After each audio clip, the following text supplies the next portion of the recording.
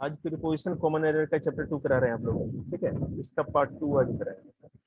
देखिए इससे पहले मैंने एमिड तक करा दिया था आप लोगों को, एमिड के बाद करते हैं।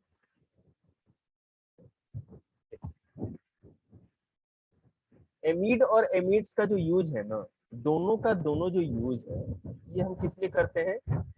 दो से अधिक के लिए। एमिड का यूज हम दो से अधिक किसी चीज के लिए हम लोग एमिड का यूज करते हैं।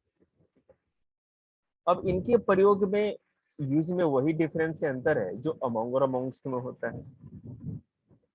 अब मैं कहूं कि Raghu is sitting amid his friends and Rajan is sitting amidst us, तो आप यहाँ अस को देखो पहले और यहाँ पे हिज को देखो।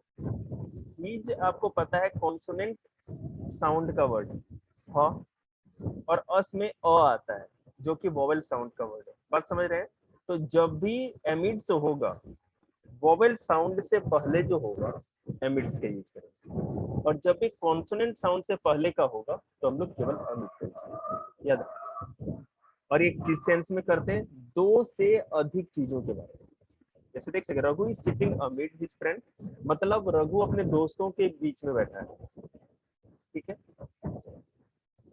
सॉरी, दोस्तों के साथ बैठा है या दोस्तों के बीच में बैठा है। राजन इज सिटिंग अमिड्स अस, राजन हम लोगों के साथ बैठा है। अब देखिए, बिफोर का मतलब के सामने या आगे दोनों होता है। कल्पना इज सिटिंग बिफोर यू, मतलब कल्पना तुम्हारे सामने बैठी, और ही अपीयर्ड बिफोर द जज। सॉरी, क्या था? कल्पना इज सिटिंग बिफोर यू, मतलब कि कल्पना उसके आगे बैठी है, तुम्हारे आगे बैठी है, के आगे। और दूसरा यूज क्या था? के सामने। तो जैसे ही अपीयर्ड बिफोर द जज, ही अपीयर्ड बिफोर द जज, तो यहाँ बिफोर का मतलब जज के सामने, जज के सामने उसको अपीयर किया गया या वो अपीयर हुआ। अब बिहाइंड का हम देखें तो हमें बचपन से पता है के पीछे होता है। She was running behind her brother, ठीक है। वह अपने भाई के पीछे पीछे दौड़ रही थी। समझ में आ रही है बात आपको? वह अपने भाई के पीछे पीछे दौड़ रही थी। के पीछे दौड़ रही थी। सी hid herself behind the curtain, उसने अपने आप को पर्दे के पीछे छुपा लिया, है ना। तो देखिए, हम लोगों ने शुरू में जो आप लोग को प्रीपोजिशन पढ़ाया है, वहां पे तो कैटेगराइजेशन नहीं किया था।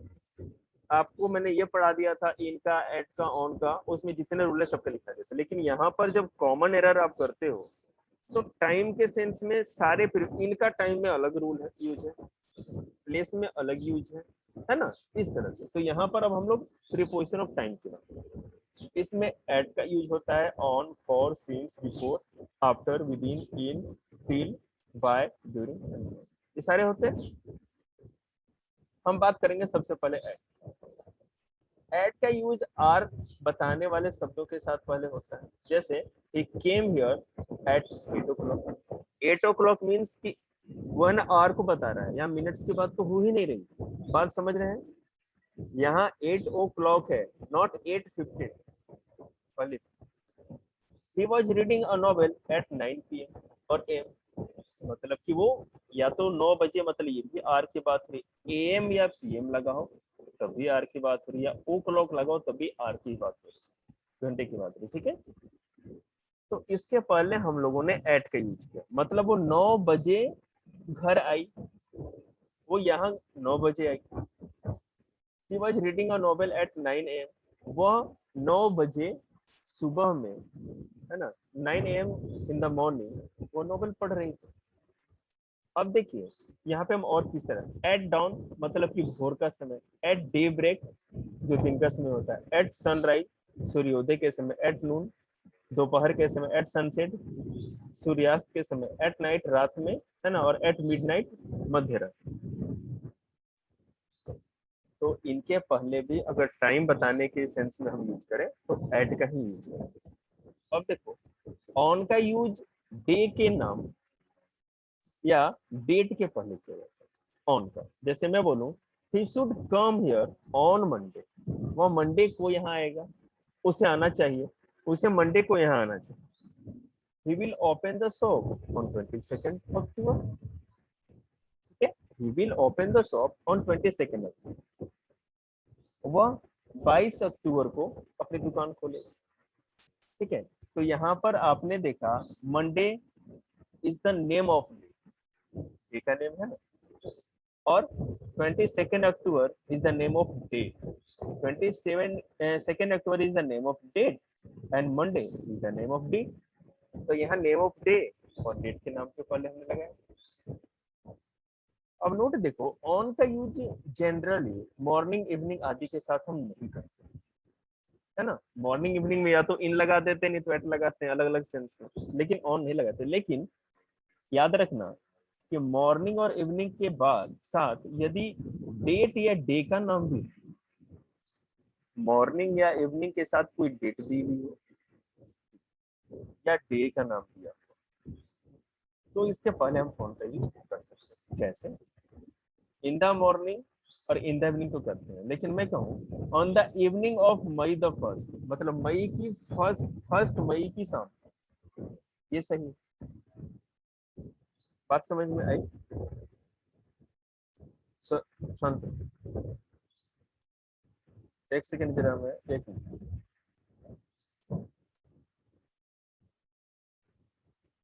देखिए आगे, अब यहाँ पर आप देखो कि on is used before morning, afternoon, evening and night when these periods are identified by the day of which they are apart, on Monday evening, on the following evening। अब देखो यहाँ पर आप मॉर्निंग के पहले भी ऑन लगा सकते हो, आफ्टरनून के पहले भी ऑन लगा सकते हो, इवनिंग नाइट इनके सबके पहले ऑन लगा सकते हो। लेकिन ध्यान रहे, on Monday evening, on the following evening, on the first day of May, है ना, इस तरह के अगर वर्ड आप यूज कर रहे हो तभी जाकर के आप लगा सकते हो, अदरवाइज नहीं लगा सकते। हमारा जो मैं आप लोग को पढ़ा रहा हूँ ये कॉम्पिटिटिव कॉमन एरर है, जितना आपको पढ़ाया जा रहा है कम ही है, ज्यादा नहीं है। अगर इस सारे रूल्स को दिमाग में एकदम कैच करके रखोगे, प्रैक्टिस कर लोगे, तो इंग्लिश में क्वेश्चन गलत करके तो आने का कोई मतलब, याद रखिएगा। देखिए यहाँ तक तो आप लोग समझ ही गए होंगे, तो भी कोई डाउट होगा तो बीच में तुम बोलते रह सकते। अब देखिए फोर का यूज पीरियड ऑफ टाइम के साथ, याद रखिएगा पॉइंट ऑफ टाइम का मतलब है कि दिन का, डे का, मंथ का, वीक का, ईयर का नेम लिखा हो। 1980 मंथ का नाम मार्च, डे मंडे, है ना, इस तरह अगर नाम दिया है तो इसको कहते हैं बेटा पॉइंट ऑफ टाइम। और पीरियड ऑफ टाइम मतलब कि for a month, for 2 month, for 5 year, for 6 year, तो उसको हम लोग पीरियड ऑफ टाइम कहते हैं। तो देखिए he has lived here for a month, for a month clear name तो नहीं दिया गया है, तो इसका मतलब है for a month मतलब it's a period of time. तो हम यहाँ पर क्या करेंगे, हम लोग फॉर का यूज करेंगे, क्योंकि हमारे रूल के हिसाब से कभी भी पीरियड ऑफ टाइम के पहले हम लोग फॉर का यूज करते हैं। उसके बाद देखो they have been working in this office for 2 years, ठीक है, वो यहाँ इस ऑफिस में 2 सालों से काम कर रहा है। वे लोग इस ऑफिस में 2 सालों से काम कर रहे हैं, 2 वर्षों से काम कर रहे हैं। तो यहाँ पर हमने फॉर इसलिए यूज किया क्योंकि यहाँ पे पीरियड ऑफ टाइम। आगे देखते हैं, फॉर का यूज प्रीपोजिशन ऑफ टाइम के लिए कंटिन्यूअस टेंस में नहीं किया जा सकता। अगर पीरियड प्रीपोजिशन ऑफ टाइम के लिए अगर पीरियड ऑफ टाइम हो भी, अगर कोई सेंटेंस है हमारा, सपोज कोई सेंटेंस है जैसे Manisha is reading for an hour, Manisha is reading for an hour, उसके बाद you are sleeping for 5 years। तो ये दोनों सेंटेंस आपने सिंपल प्रेजेंट कंटिन्यूअस टेंस के हैं, और यहाँ पे किसी भी तरह से प्रीपोजिशन ऑफ टाइम के लिए फॉर का यूज हम लोग नहीं करेंगे। इसका मतलब इन वाक्यों में प्रेजेंट परफेक्ट या प्रेजेंट परफेक्ट कंटिन्यूअस में रखना पड़ेगा। अगर आपको इस तरह के सेंटेंस बोलने, ठीक है, मेरे कहने का मतलब सुनिए, देखिए कि Manisha is reading for an hour, Manisha 1 घंटे से पढ़ रही है, इसका मतलब है कि आपको प्रेजेंट परफेक्ट टेंस में या प्रेजेंट परफेक्ट कंटिन्यूअस टेंस में इसको रखना पड़ेगा। अब जैसे देखो मैं इसको बता रहा हूँ किस तरह से।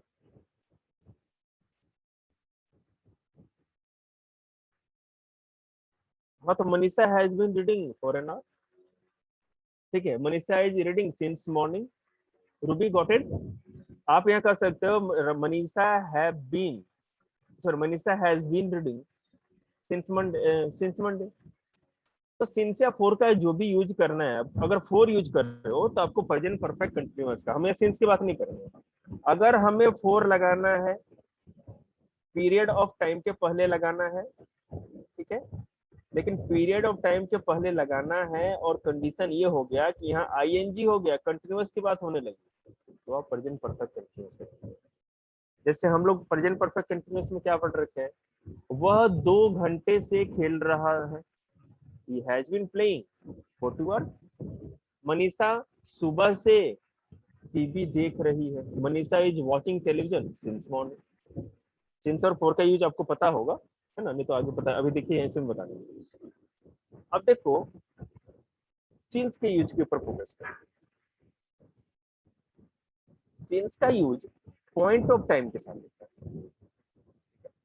सिंस का यूज पॉइंट ऑफ टाइम के ऊपर, मतलब जिस भी समय का नाम दिया हो, मंडे, 1990, मई, कुछ भी, तो उसको हम पॉइंट ऑफ टाइम कहेंगे। और पीरियड ऑफ टाइम मैंने बताया था 1 hour, 2 hour, 1 week, 2 week, 1 day, 2 day, 3 day, 1 month, 2 month, 1 year, 10 year. तो ये पीरियड ऑफ टाइम है जिसका कोई स्पेसिफिक नाम नहीं होता। तो पॉइंट ऑफ टाइम के पहले हम सिंस लगाते हैं, आपको पता है, और पीरियड ऑफ टाइम के पहले फोर लगाते हैं। तो आप लोगों ने प्रेजेंट परफेक्ट टेंस ही पढ़ा था, लेकिन थोड़ा कुछ देखना है।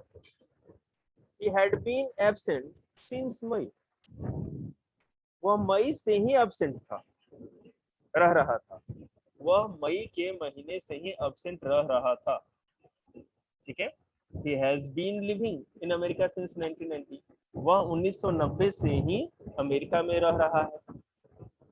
Had been लग गया तो था होगा, ठीक है।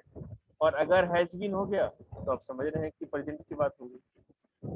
अब यहाँ देखिए कि सिंस का यूज प्रीपोजिशन ऑफ टाइम के रूप में केवल present perfect, present perfect continuous, past perfect and past perfect continuous में ही होता है। और किसी टेंस में आप यूज कर सकते हैं इसे।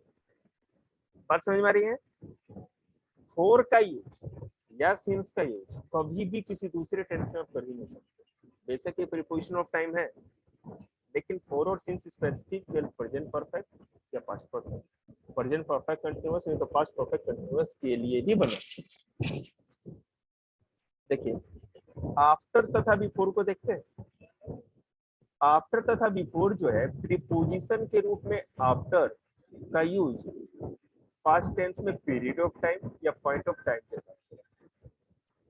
आफ्टर की बात हो रही है, मैं आफ्टर की बात कर रही हूँ। अगर आपको आफ्टर को, अगर आप आफ्टर को यूज करना चाहते हैं, ठीक है, और एक प्रीपोजिशन के रूप में करना चाहते हैं, तो इस आफ्टर का यूज आप कभी भी जब करोगे तो पास्ट टेंस में पीरियड ऑफ टाइम या पॉइंट ऑफ टाइम के साथ ही कर सकते हैं, ठीक है। जैसे he married Sangeeta after Vasant Panchami, ठीक है।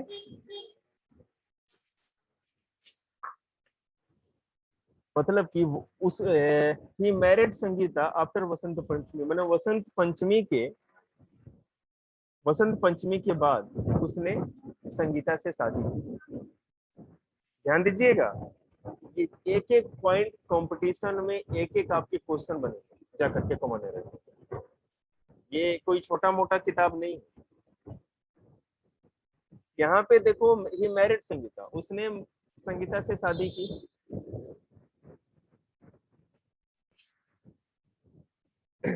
एक मिनट रुकता हूँ।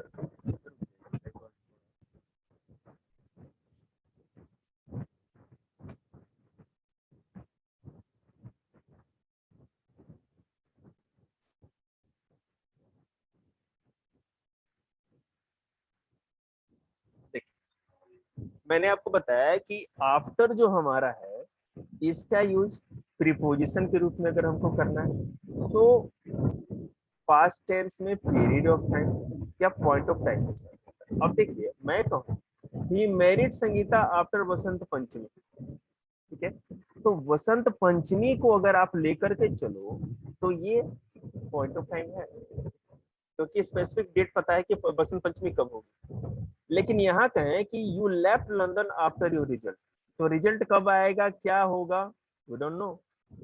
तो मतलब उसने रिजल्ट के बाद, सॉरी सॉरी नहीं, थोड़ा सा करेक्शन करूंगा मैं, एक सेकंड। यहाँ दोनों चीजें है ना, डेफिनेट है। एक सेकंड फिर से मैं बताऊंगा। मेरे कहने का मतलब है कि वसंत पंचमी कब आई थी, क्योंकि पास्ट की बात है ना। मान लो वसंत पंचमी के बाद उसने संगीता से शादी की, बसंत पंचमी क्लियर, इस डेट को आई थी, उसने शादी की थी। अगर मैं बात करूं कि उसने रिजल्ट आने के बाद लंदन छोड़ दिया, ये भी पता है कि रिजल्ट कब आया था। तो ये बसंत पंचमी और ये रिजल्ट, ये दोनों का दोनों पॉइंट ऑफ टाइम को बता रहा है, क्योंकि दोनों का स्पेसिफिक नेम है। लेकिन अगर मैं कहूँ Jayant return this book to me after a month, एक महीने में, तो इसका नेम तो नहीं लिखा हुआ है ना, जयंत ने मुझे ये बुक एक महीने में लौटाई, समझ रहे।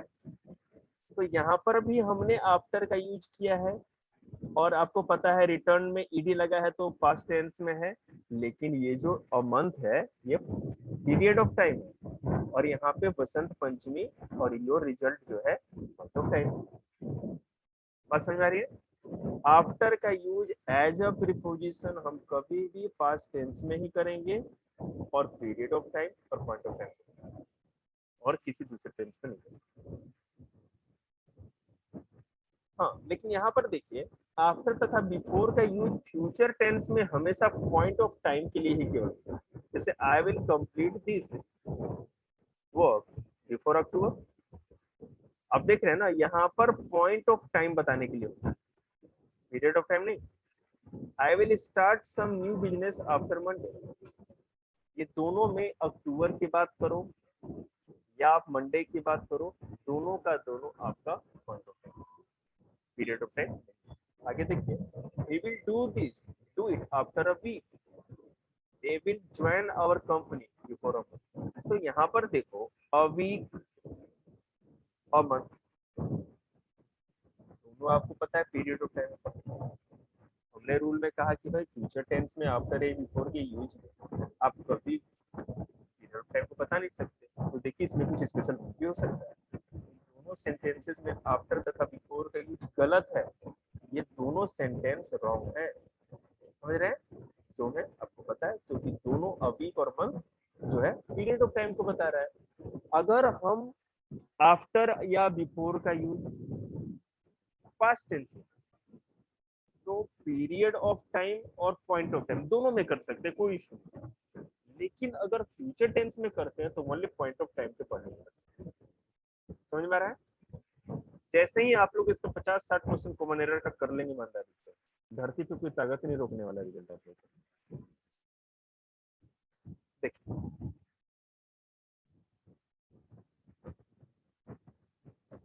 अब हम इन और विदिन की बात करें। एफ नंबर, इन और विदिन जो है प्रीपोजिशन ऑफ टाइम के रूप में फ्यूचर टेंस में आफ्टर के सेंस में, इन तथा बिफोर के अर्थ में विदिन का यूज पीरियड ऑफ टाइम के पहले। देखो यहाँ ध्यान दो, इन और विदिन, देखो प्रीपोजिशन ऑफ टाइम के रूप में फ्यूचर टेंस में आफ्टर के अर्थ में इन का यूज करते हैं। अगर आपको फ्यूचर टेंस में आफ्टर को यूज करना है, ठीक है, तो आप आफ्टर के सेंस में इन यूज कर सकते हैं। लेकिन अगर बिफोर के सेंस में यूज करना है तो आपको विद इन का यूज पीरियड ऑफ टाइम के पहले करना पड़ेगा, ठीक है। देखो, she will inform you in a month, period of time, ठीक है ना। He will manage everything within a year, आपको पता है कि फ्यूचर टेंस में हम जब बिफोर या आफ्टर का यूज कर रहे थे तो किस तरह यूज करते हैं, पीरियड ऑफ टाइम के पहले, पता है ना। पॉइंट ऑफ टाइम के पहले तो नहीं कर रहे थे ना, sorry sorry, point of time के पहले कर रहे थे।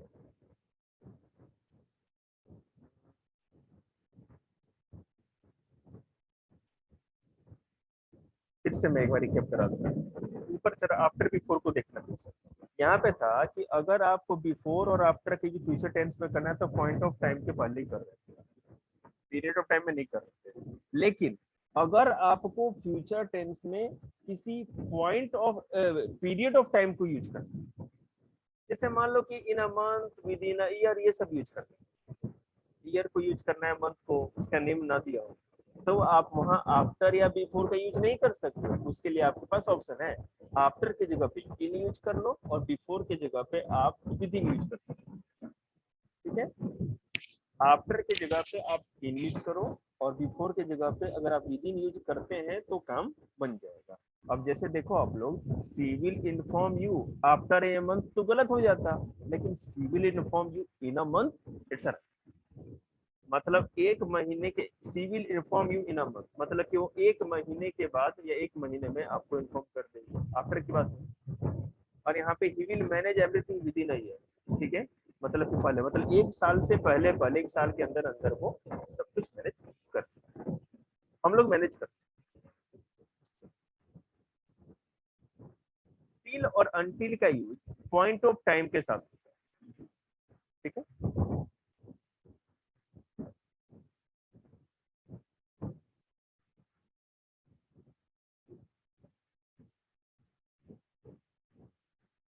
टिल या अनटिल के जो पॉइंट ऑफ टाइम के साथ होता है, जैसे you are to stay is bed until और टिल मंडे नेक्स्ट, ठीक है बेटा, मैंने कहा है point of time, Monday next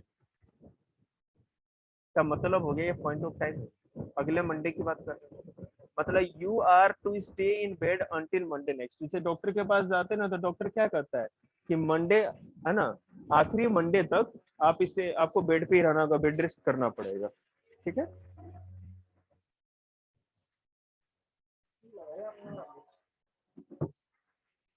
तो अंतिम मंडे, आखिरी जो मंडे है उस समय तक आपको बेड रेस्ट की जरूरत है, तो यहाँ पर टिल या अंटिल का यूज करते हैं आप, तो पॉइंट ऑफ टाइम के पहले करें एज अ प्रीपोजिशन। आपको पता है ना टिल और अनटिल एडवर्ब भी होता है, बहुत अलग अलग जगह यूज है इनका, लेकिन टिल और अनटिल का यूज अगर एज अ प्रीपोजिशन करते हैं तो आपको पॉइंट ऑफ टाइम के पहले ही करना होगा, पीरियड ऑफ टाइम के पहले आप करेंगे तो आपका रॉन्ग हो जाएगा। बाई का यूज, बी वाई बाई का यूज अगर प्रीपोजिशन ऑफ टाइम के रूप में करते हैं तो पॉइंट ऑफ टाइम के साथ ही बाय का भी यूज कर सकते हैं। By Sunday I had been exhausted, Sunday तक है ना मैं एग्जॉस्ट हो चुका था, मैं पूरी तरह से बिल्कुल थक चुका था, है कि नहीं। आगे John will have reached America bye Tuesday next, ठीक है, जॉन अगले मंगलवार तक अमेरिका पहुंच चुका था या पहुंच चुका सर है। इसमें बाय का मतलब क्या होगा? तक बेटा, तक तक। ओके। हाँ, यहाँ टिल या अनटिल की तरह ही हम बाय को यूज कर रहे हैं, जैसे John will have reach America, ठीक है, Tuesday next by Tuesday next मतलब कि जॉन जॉन जो है अगली मंगलवार तक अमेरिका पहुंच चुका होगा, ठीक है, विल हैव। अब ड्यूरिंग का अगर आप देखो तो ड्यूरिंग का जो यूज है वो ये बताने के लिए किया जाता है, ड्यूरेशन बताने के लिए। देखो, during the war many people suffered hardship, war के दौरान या जंग के दौरान बहुत लोग दिक्कतों का सामना करते हैं, है ना। What will you do during the summer vacation, आप गर्मी की छुट्टियों में क्या करोगे। तो ड्यूरिंग मतलब कि एक क्या कहते हैं, उस चीज को ड्यूरेशन को बताने के लिए क्यों किया जाती है। अब अगर फ्रॉम को देखो तो फ्रॉम का यूज पॉइंट ऑफ टाइम के साथ पास्ट टेंस में या फ्यूचर टेंस में, ठीक है, फ्रॉम का यूज पॉइंट ऑफ टाइम के साथ पास्ट या फ्यूचर टेंस में, याद रखिएगा, प्रेजेंट टेंस में नहीं।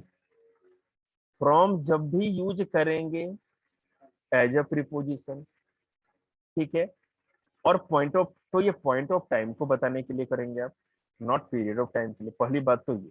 दूसरी बात कि ये पास्ट और फ्यूचर टेंस में ही होगा, ये रूल नहीं है, ये कानून की किताब समझ लीजिए, इसको कोई नहीं कर सकता। My friend lived with me from September to November. My friends lived with me from September to November. मेरा दोस्त,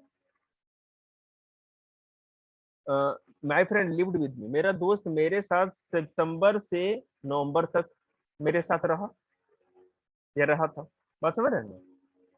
He will start coming here from next month। वो यहाँ अगले महीने से ही आ रही है, आएगी, सॉरी, वो यहाँ अगले महीने से आना शुरू करेगी। बात समझ रहे हैं? आज यहीं तक रखते हैं, कल एक और पार्ट में इसको खत्म करते हैं। ओके, यहाँ तक समझ में है आप लोग को?